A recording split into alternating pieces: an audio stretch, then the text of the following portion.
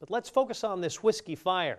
It is burning in this zone right here, and for the last 3 hours, as I mentioned, light rain has been falling on top of it, occasionally moderate rain. We don't want that heavy rain because any burn scars would certainly flood. That ash and mud would flood down the canyons, and that's not what we want. New England, but nobody's really bitter cold. There's no blasts of Arctic air coming down.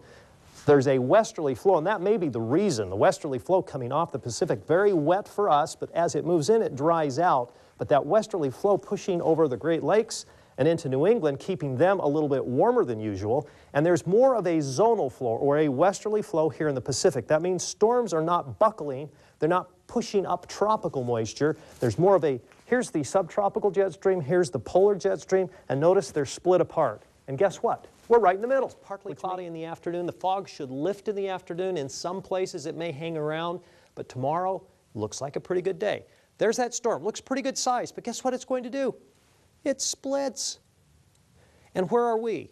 Kind of right on the fringe of both the north and the south splits. They come this way, they go this way, but there could be as many as 50 to 100 per hour after midnight, between there and about, just before sunrise. I'm so glad that you are with us here tonight because I have important information for you if you're planning to go out this evening, especially if you're in the Josephine County area, western side especially, and also Curry and Coos counties in particular. You can see on our Doppler radar scan as we scan from Mount Ashland, where is the rain right now? Western Siskiyou County, it's over Del Norte County, and look at that, Curry County. Raining very heavily right now. When the radar can see that rain on the coastline, that is very heavy rain, and this is associated with moisture that has come all the way up from the tropics. So it's going to rain hard in Curry and Coos County, especially the Curry County coastline and the mountains. In Medford, we're going to have a rain shadow effect because very strong southerly winds are moving over the Cascades. That evaporates the moisture, so it shadows. It actually evaporates it into the Medford area from Ashland out towards Gold Hill to Eagle Point and back to Medford.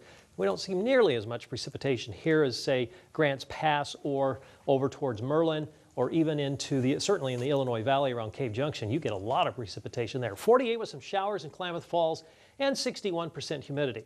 So here's the moisture that has come up from the tropics. It's raining all the way from north of Santa Maria, San Luis Obispo, Atascadero, and north into San Francisco and the Napa area. We're getting rain in Ukiah and Arcata and Eureka, and also Brookings up towards Bandon and Gold Beach. Did I say enough cities? I love my geography. I hope I've taught you a little bit of geography there.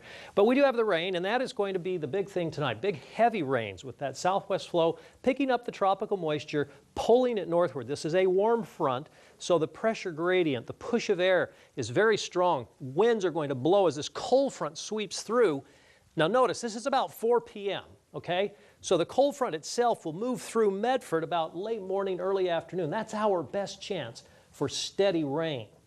Rain will fall, though, in that south flow ahead of the front and behind the front in the coastal sections, the Cascades. And when the front goes through the Cascades, we'll see the snow level drop from about 6,000 or 7,000 feet tonight to about 5,000 feet and then eventually down to about 3,500 feet. But by that time, most of the precipitation will be gone. We'll have a few lingering morning showers on Thursday. And then there's another front that will slide by mainly north. Looks like that'll keep some clouds in here on Friday and also keep the temperatures a little bit cool. In other words, we're not going to warm up very much, at least not until the weekend. 48 with the light rain in the morning. I've kind of timed the front for between 10 a.m. and 2 p.m. So that's when the heaviest rain will come in. And notice I put the high temperature at about the late morning to the noon hour, and then in the afternoon we drop that temperature because the cold front goes by and it'll turn blustery, but it'll also turn more showery. Heavy rain tonight, heavy rain in the morning, turning to showers on the coast, very strong, gusty, shifting winds. The mountains, very windy. Snow above about 5,000 feet, 3 to 7 inches, Crater Lake and Diamond Lake, 2 to 5 inches, Southern Cascades and the Siskiyous. And the snow level 5,000 feet, lowering a bit, maybe a little slushy snow over Lake of the Woods late in the day. We'll have those showers of mainly rain, 1/10 to 1/4 of an inch in the Klamath Basin. High wind warnings there as well as in Northern California, where we'll see a little bit of snow above 5,500 feet. For the Rogue Valley, heaviest rain again in the Illinois Valley and also over towards the western side of the Rogue Valley. So let's look at the coastline forecast. We're talking rain and then showers A lot of clouds and then sun and warmer. For the Klamath Basin, oh, hold on to your hat. It's going to be a double, triple hairspray day Wednesday into Thursday, and it may turn over to a little bit of snow, and then it warms up for the weekend, but chilly in between. 55 with the rain tomorrow, morning showers Thursday, give way to afternoon sun, clouds on Friday, and then the weekend 60s and mostly sunny by Sunday. All right. Thanks so much, Dan. The cold front is moving through and already bringing precipitation, and it is snowing. This is Lake of the Woods at about the 4,950 foot elevation. Not sticking to the road here, but it is sticking at Chemolt, and it is sticking heavily from Chemolt northward up to Lapine, and we're getting about 2 to 3 inches of snow on the Diamond Lake. So really starting to stick up in the Cascades and starting to snow now on Siskiyou Summit. We can see it on the satellite and the radar, and the bulk of the storm now hitting into Northern California. That's really where the brunt of this storm is going to be. And it's kind of hard sometimes to tell where the real precipitation is, because here's one radar, here's another radar, but they don't see in between. Obviously, this is all connected, but because of the curvature of the earth, often we don't see that. And here's a good example. There is precipitation here, but you can't see it. Here's the heavy precipitation, Northern California, very heavy here in Arcata and Eureka, and that is just plastering the western side of Siskiyou County with heavy, heavy snow in the mountains. It's all heading towards I-5 and heading towards Mount Shasta and also Siskiyou Summit. You can see it is nearly in that area right now, and it's from now through about 10 a.m. It's going to get bad, especially after 10 p.m., after midnight. This is going to be a trouble spot right there. Northern California, the Black Butte Summit, and also McLeod, down towards Dunsmuir and up into the Siskiyou Summit area, and of course over the southern Cascades. Here's what the latest radar shows. We're getting light sprinkles in Medford, but that happens because we're in that rain shadow. Notice the precipitation is beginning to expand eastward into the Klamath Basin. You'll see several inches of snow from this storm, but the heaviest snow will be over the mountains. 40 though right now in Klamath Falls, but 32 Chemolt. No wonder it's sticking. 40s on the coast, where we'll see a few thunder showers over the next 24 hours. Bit of wind in Medford, 49 degrees, while it is 40 in Klamath Falls. Gusts have been as high as 44 miles per hour. High temperature 45 in Klamath Falls, 38 the low, and it'll get colder tonight. 49 and raining. About 1/4 of an inch of rain around Grants Pass. About 2/3 of an inch now in the Illinois Valley. So it's really starting to come down in areas west of us, and it's moving our way. 53 in Medford, 75 the record high. Here's some high temperatures today. Just pick your favorite spot. 40s though there in Northern California, 43 Cave Junction with the rain, 33 Crater Lake, 47 in Roseburg, 1/4 of an inch of rain there now, and 40s and 50s around the Rogue Valley. So overnight, 38 degrees will be the low. Periods of showers in the Medford area, rain Grants Pass, snow Klamath Falls, and very heavy snow Mount Shasta and the higher elevations of Northern California. Periods of rain and showers, possible a thunder shower for the coast. The coast range will see some snow above 2,500 feet and probably several additional inches of accumulation. 4 to 8 inches across the Cascades, but up to 12 inches of snow, Crater Lake and Diamond Lake. Of course, you're going to encounter travel trouble across the Cascades, and even a 1 to 3 inch coating. The morning commute for you in Klamath Falls, the bus lines, the kids getting out, could be a little bit of trouble in the morning, but a little later in the afternoon it'll turn to showers. Big time snows above 3,500 feet, but between 2,500 and 3,500 feet, 1 to 3 inches. Below 2,500 feet, you say, what storm? Just wind and rain. Same thing for the Rogue Valley. We're saying, okay, it's just a little storm, just a little bit of wind, a little bit of rain, but around us it's slamming most of California and the mountains. Coast range, as I mentioned, getting some snow, the coast getting some showers, and then nicer weather for the weekend. Klamath Basin, your snow comes from now through 10 a.m. That's the big snow, and then just showers in the afternoon into Thursday with weekend improving. We'll have some rain showers, and by Thursday morning could see a 1,400-foot brief snow level, won't stick much, and then partly cloudy going up to 60 Saturday, 64 on Sunday. Sounds very comfortable. Thanks very much, Dan.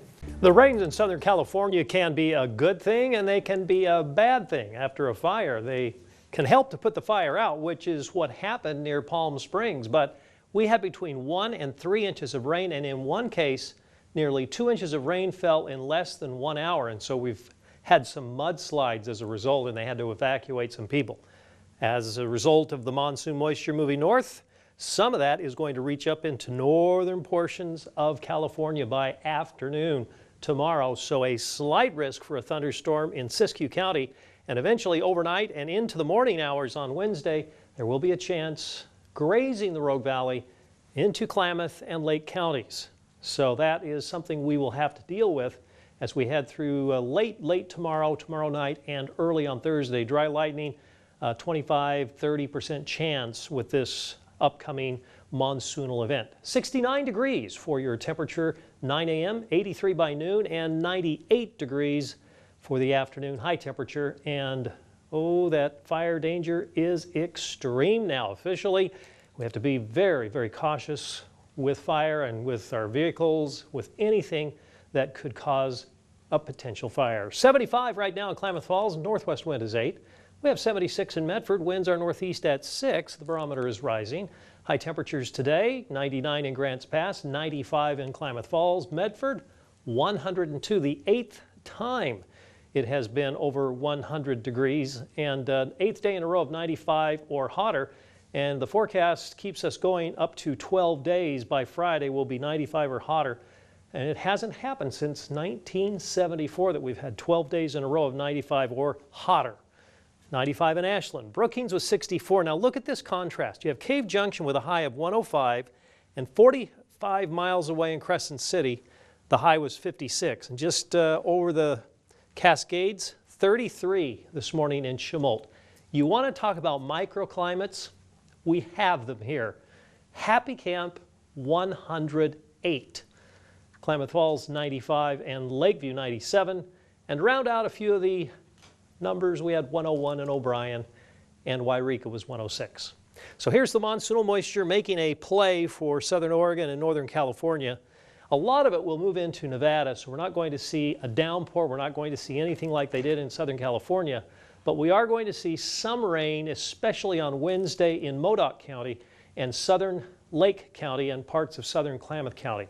We will, however, during the late part of the day and into the evening Tuesday, see a slight risk for these thunderstorms. Ashland up towards the east side of Medford, Shady Cove, Prospect, those areas, Cascades eastward, a chance for those dry lightning strikes. And the same thing will happen on Wednesday as this tropical moisture slowly moves eastward but hangs in extreme southern Oregon and northern California. The potential for a little bit of rain, but dry lightning as well. And it will cool down by the end of the week. I know that's not, I know you want to hear it'll cool down sooner. Not going to happen. We have gales out 10 to 60 miles from the coastline, from Cape Blanco to Point St. George. We also have small craft advisory. 60s on the coast, but much warmer inland. And we have those skies turning partly cloudy by afternoon. Most areas, isolated thunderstorms happening after sunset, but in the afternoon, Northern California, and not as hot here, while the Rogue Valley will see a sunny day until afternoon when it will turn partly cloudy. Along the coast, mix of clouds and sunshine, fog in the morning, afternoon clearing with 60s, but again warmer inland. Cooling down after the isolated thunderstorms, but that threat for dry lightning always bothers me a whole lot Tuesday night and into Wednesday. Then 80s for the weekend. For the Rogue Valley, upper 90s right on through Friday. That's 12 days in a row, which puts us in a kind of a category that's interesting. And upper 80s though by Saturday and Sunday. And I found out something interesting. So far this summer, we are now running the second hottest summer on record in Medford. Well, at least we're going to get a little bit of a break despite those high numbers. That's correct. All right, Dan.